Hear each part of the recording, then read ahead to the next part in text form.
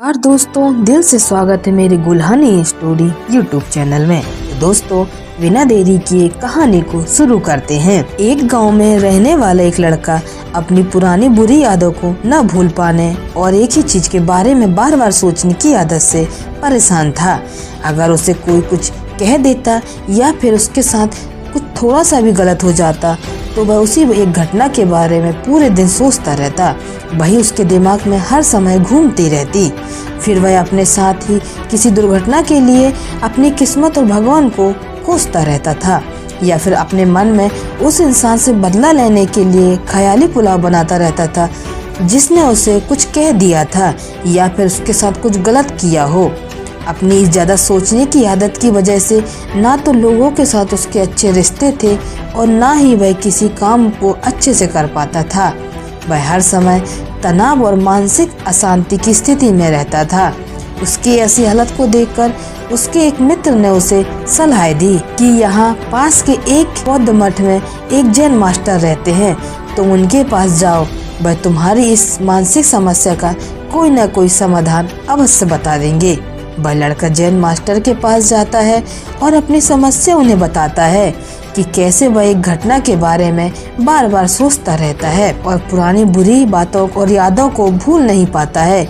लड़की की समस्या सुनने के बाद जैन मास्टर वहां से उठकर मठ के अंदर चले जाते हैं। जैन मास्टर का बिना कुछ उत्तर दिए उठकर चले जाना लड़के को कुछ अजीब सा लगता है, लेकिन वह फिर भी वहीं बैठा रहता है। थोड़ी देर बाद वह देखता है कि जैन मास्टर मिट्टी के गिलास में पानी भरकर उसकी तरफ चले आ रहे हैं। जैन मास्टर उस लड़के के पास आकर खड़े हो जाते हैं तो लड़का भी उनके सामने खड़ा हो जाता है। जैन मास्टर लड़के से पूछते हैं, बताओ इस गिलास का वजन कितना होगा? लड़के ने कहा, मैं एकदम सटीक तो नहीं बता सकता, लेकिन इस गिलास का वजन बहुत ही कम है। अब जैन मास्टर ने गंभीर होकर कहा, मेरा प्रश्न यह है कि अगर मैं इस गिलास को थोड़ी देर तक ऐसे ही पकड़कर खड़ा रहूं तो क्या होगा? लड़के ने कहा, कुछ भी नहीं होगा। जैन मास्टर ने फिर पूछा, अगर मैं इस गिलास को इसी तरह 1 घंटे तक पकड़कर रखूं तो क्या होगा? लड़के ने कहा, आपके हाथ में दर्द होना शुरू हो जाएगा।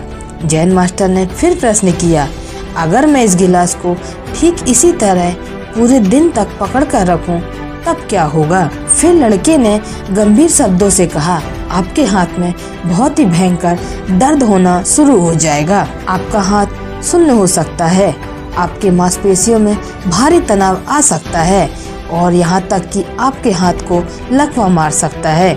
जैन मास्टर ने कहा, बहुत बढ़िया, लेकिन क्या इस दौरान गिलास का वजन बढ़ा? लड़के ने कहा, नहीं, वजन तो नहीं बढ़ा। फिर जैन मास्टर ने पूछा, तब भला हाथ में दर्द और मांसपेशियों में तनाव क्यों आया? लड़के ने जवाब दिया, गिलास को बहुत समय तक पकड़े रहने के कारण। जैन मास्टर ने फिर प्रश्न किया, अब इस दर्द से छुटकारा पाने के लिए मैं क्या करूं? लड़के ने कहा, गिलास को नीचे रख दीजिए। फिर जैन मास्टर ने कहा, बिल्कुल सही, और जीवन की परेशानियां भी कुछ इसी तरह होती हैं।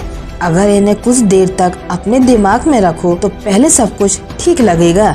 अगर उनके बारे में ज़्यादा देर तक सोचो तो आपको आपके दिमाग में दर्द होने लगेगा, और इन्हें भी और देर तक अपने दिमाग पर रखो तो फिर यह आपको अशांत और पागल करने लगेंगी और आप कुछ भी नहीं कर पाओगे।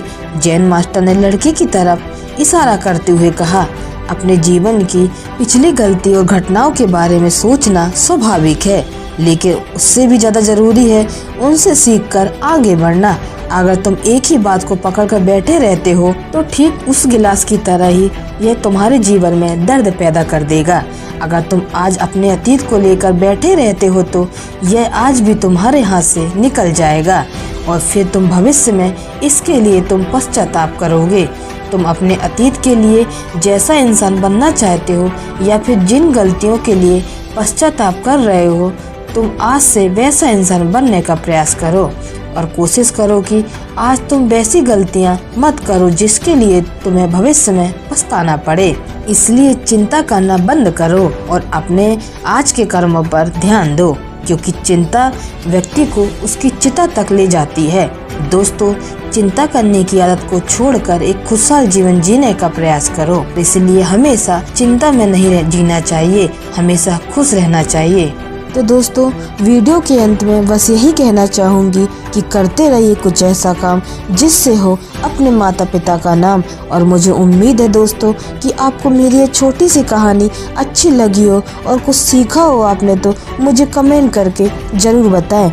और मेरे इस वीडियो को लाइक शेयर कमेंट ज़रूर करें। और मेरे चैनल पर नए हैं तो सब्सक्राइब ज़रूर करें। अब मैं आपको मिलती हूँ बहुत जल्दी एक और नई कहानी के साथ। तब तक के लिए आप स्वस्थ रहें। धन्यवाद।